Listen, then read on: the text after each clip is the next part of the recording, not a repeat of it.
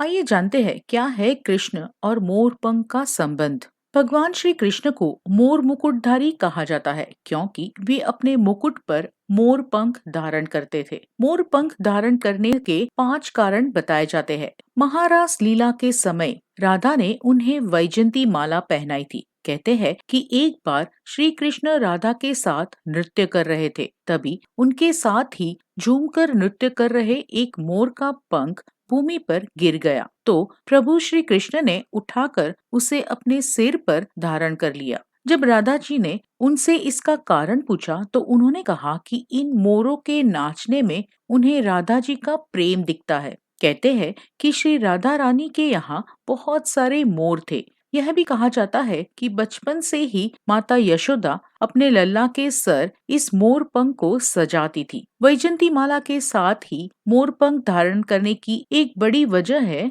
राधा से उनका अटूट प्रेम। मोर पंख में सभी रंग समाहित है। भगवान श्री कृष्ण का जीवन कभी एक जैसा नहीं रहा। उनके जीवन में सुख और दुख के अलावा कई अन्य तरह के भाव भी थे। मोर पंख में भी कई रंग होते हैं। यह जीवन रंगीन है, लेकिन यदि आप दुखी मन से जीवन को देखेंगे तो हर रंग बेरंग लगेगा और प्रसन्न मन से देखेंगे तो यह दुनिया बहुत ही सुंदर है, बिल्कुल मोर पंख की तरह। कई ज्योतिष विद्वान मानते हैं कि भगवान श्री कृष्ण ने यह मोर पंख इसलिए धारण किया था क्योंकि उनकी कुंडली में काल सर्प दोष था। मोर पंख धारण करने से यह दोष दूर हो जाता है। वैसे अगर देखा जाए तो जगत के पालनहार को किसी भी काल सर्प दोष का डर नहीं होता। कई लोग यह मानते हैं कि मोर ब्रह्मचर्य का प्रतीक है। मोर पूरे जीवन एक ही मोरनी के संग रहता है।